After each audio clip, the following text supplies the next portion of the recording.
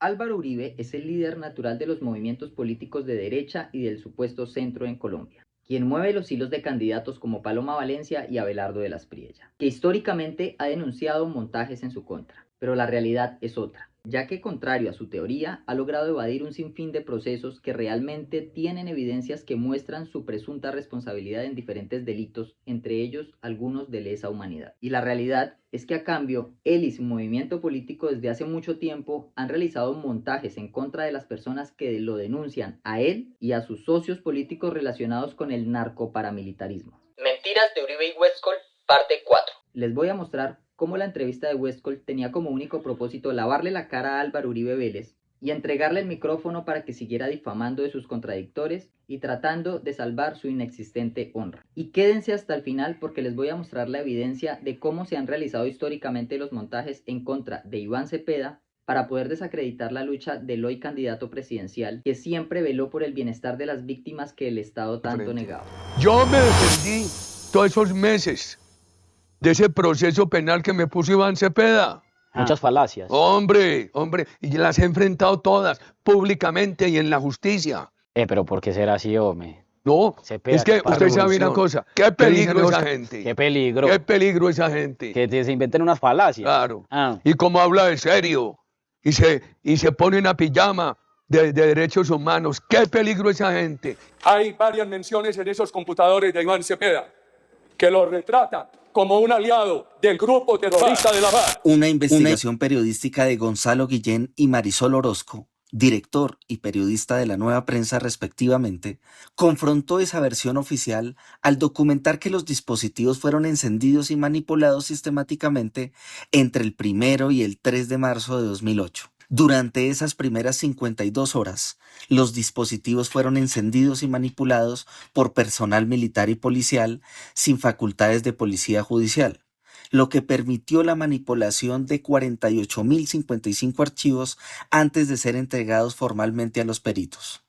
Esta denuncia, lejos de ser un hallazgo aislado, fue respaldada por análisis técnicos independientes, como el de una firma rusa de ciberseguridad que identificó graves anomalías y fechas incompatibles en los archivos, confirmando que la integridad de la prueba se rompió mucho antes de que se realizara una copia forense oficial que garantizara su integridad. El capitán Ronald Coy, el investigador antiterrorista de la DIJÍN que elaboró el informe sobre los computadores de Raúl Reyes, declaró bajo juramento ante la Fiscalía que no encontró correos electrónicos en los aparatos, solo documentos de Word. Patricia Uribe. Cristina, la declaración del capitán Coy podría dejar sin piso la investigación porque los documentos Word no sirven para demostrar que hubo correos cruzados del cabecilla guerrillero con los investigados. El capitán Ronald Hayden Coy Ortiz declaró ante la Fiscalía General que no existen correos electrónicos como tal en el computador del extinto jefe guerrillero Raúl Reyes. El oficial, quien declaró en el proceso que se adelanta contra María Augusta Calle, miembro de la Asamblea Constituyente de Ecuador, aseguró que, contrario a lo informado hasta ahora por las autoridades, no hay correos electrónicos en los computadores del cabecilla guerrillero. Informe al despacho si ustedes hallaron en los elementos electrónicos incautados a Raúl Reyes archivos correspondientes a los correos electrónicos enviados y recibidos por él. Pantallazo de correo electrónico no se ha hallado hasta el momento. Se han hallado gran cantidad de direcciones que pertenecen a correos electrónicos, pero Reyes almacenaba la información en Word y de programas Microsoft. Los abogados que representan a los mencionados en el computador de Raúl Reyes pedirán que se declare nula la prueba de los correos electrónicos, porque según la declaración del capitán no hay forma de probar que hayan sido enviados o recibidos, solamente que hay archivos Word en el disco duro, lo cual no sirve para demostrar intercambio de comunicaciones. En una caja de documentos incautados en el DAS se descubrió un nuevo montaje que desde allí se urdió para hacerle creer al país que las FARC era la organizadora de una marcha para respaldar a las víctimas de los paramilitares. Julia Martínez. Carolina, el DAS ordenó inventar panfletos, afiches y pancartas para distribuir en todo el país, en los que aparecen las FARC elogiando a los detractores de Álvaro Uribe. El entonces gobierno Uribe promovió y organizó la marcha del 4 de febrero de 2008 en contra del terrorismo y de las FARC, que concentró a millones de colombianos que condenaron el secuestro y los ataques a poblaciones. Un mes después, el 6 de marzo de 2008, el Movimiento Nacional de Víctimas del Paramilitarismo y de Crímenes de Estado organizó una actividad similar para condenar los asesinatos de las autodefensas y de las fuerzas militares. Documentos que se encontraron en las cajas confidenciales que el CTI encontró en el allanamiento al DAS evidencian que esta marcha fue desprestigiada en los días previos a su realización y que después fue infiltrada. La operación Estímulo, así denominada por el DAS, fue coordinada por Jaime Fernando Valle, jefe del grupo ilegal G3, bajo la dirección del capitán Fernando Tavares. Esa operación tenía la tarea de involucrar a las FARC como protagonista principal durante la marcha del 6 de marzo de 2008. En desarrollo de esa estrategia, el DAS diseñó panfletos, pasacalles, afiches y comunicados de prensa que fueron distribuidos en 18 ciudades proporcionalmente a su población para contaminar la marcha del movimiento de víctimas cuyo vocero era Iván Cepeda. El DAS, dirigido por María del Pilar Hurtado, distribuyó un panfleto a la memoria de Manuel Cepeda Vargas, el padre de Iván Cepeda, que supuestamente fue escrito por las FARC. Las fotocopias también vinculaban a la senadora Piedad Córdoba con la guerrilla, quien era un objetivo institucional de ataque del presidente Uribe. Piedad Córdoba Teodora, no te conviertas en un borrego más de esta agitadora que lo único que pretende es continuar el desprestigio internacional de Colombia y sus instituciones. Todo el material falso se repartió en medios de comunicación, universidades y organizaciones estudiantiles y sindicales. En esta página quedó la evidencia manuscrita de cómo se ejecutaron las tareas. Para la época, Iván Cepeda denunció amenazas y desprestigio contra su vida por la organización de esa marcha. En 2008, ellos creyeron que eran estructuras paramilitares quienes estaban detrás de la difamación, pero no, fue el DAS durante la gestión de María del Pilar Hurtado. El objetivo central era contaminar la protesta para que la opinión pública creyera que la guerrilla era su verdadera organizadora, criminalizando así el liderazgo de Piedad Córdoba e Iván Cepeda.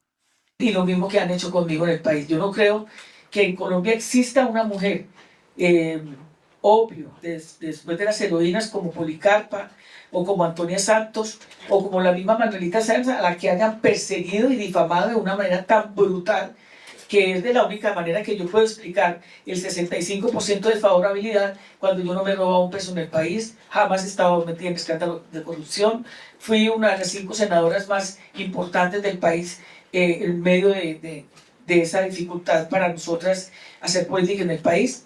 Esta ofensiva de desprestigio no se detuvo en la propaganda, escaló a niveles violentos, como el asesinato de colaboradores cercanos, como ocurrió con el asesor de Piedad Córdoba, Jaime Gómez, en 2006, y varios miembros del equipo de Iván Cepeda en los días previos a la movilización del 6 de marzo de 2008.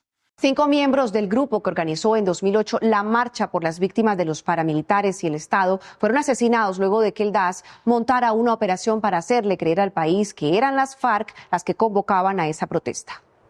5 personas, defensores de derechos humanos y sindicalistas, fueron asesinadas luego de que el DAS de María del Pilar Hurtado ejecutara la operación Estímulo, estrategia que se utilizó para vincular con la guerrilla a quienes participaron en la marcha del 6 de marzo de 2008 que se realizó contra los crímenes de Estado. Carlos Burbano, que fue el organizador en Caquetá, Leonidas Gómez, Gildardo Antonio Gómez, Carmen Cecilia Carvajal, el atentado que le hicieron a Rafael Borda. El Movimiento Nacional de Víctimas del Paramilitarismo y de Crímenes de Estado le solicitó a la Fiscalía que investigue si existe relación entre la infiltración y el desprestigio que hizo el DAS contra ellos y los asesinatos de sus miembros que ocurrieron después de la marcha. Días antes de la marcha del 6 de marzo de 2008, su asesor, José Obdulio Gaviria, señaló a los movimientos de víctimas y textualmente al Movise de hacer parte de la FARC y dijo que esa marcha la convocaban las FARC. En efecto, el entonces asesor José Obdulio Gaviria le dijo al periódico El Tiempo que esa era una marcha totalmente convocada por las FARC.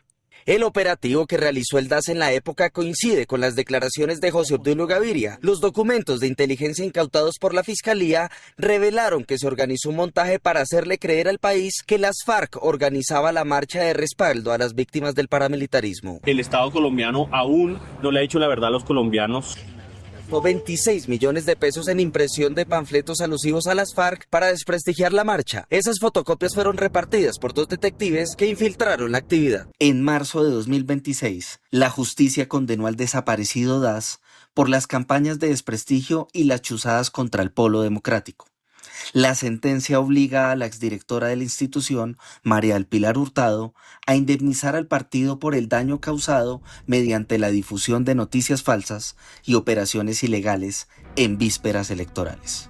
El Tribunal Administrativo de Cundinamarca condenó a la Nación a pagarle más de 700 millones de pesos al partido Polo Democrático por las actividades de inteligencia y las chuzadas del DAS en su contra entre 2005 a 2009, especialmente en 2006, en medio de las elecciones presidenciales en las que Álvaro Uribe consiguió su reelección. Oigan lo que dicen los computadores de Raúl Reyes. Por pedido del compañero Iván Cepeda, estoy coordinando la unidad de las marchas que se harán en todos los países el próximo 6 de marzo. Hay varias menciones en esos computadores de Iván Cepeda que lo retratan como un aliado del grupo terrorista de la FARC. He entregado hoy a la Fiscalía General de la Nación 2 nuevas pruebas, a la Corte Suprema. 2 testigos que están en la cárcel, uno dice que lo que le interesaba a Cepeda era que yo le sirviera como testigo en un caso donde me dejara grabar una entrevista, un video donde yo manifestara que el doctor Álvaro Uribe Vélez había estado en el caso de un guerrillero que fue dado de baja en Vegachí por el bloque Metro, y que yo dijera que el doctor Álvaro Uribe Vélez y Santiago habían estado en una finca donde nosotros habíamos capturado al guerrillero y que le había dado una cachetada y que Álvaro Uribe Vélez había ordenado que lo asesinaran. Los computadores de Raúl Reyes no fueron el hallazgo técnico que prometió el uribismo, sino el eje de una operación de guerra sucia y montajes del DAS para perseguir a la oposición. Al final, la Corte Suprema fue clara: la manipulación de más de 48.000 archivos y la ruptura de la cadena de custodia invalidaron cualquier pretensión de verdad. Este caso deja una lección histórica. Cuando el gobierno sacrifica la legalidad para estigmatizar a sus críticos, la que termina derrotada es la democracia. Y quiero hacer referencia frente a un audio que se conoció en el cual vincularían a un criminal, Rogelio Benavides, que sería un supuesto cabecilla de unas disidencias y que estaría diciendo que ojalá ganara un candidato presidencial.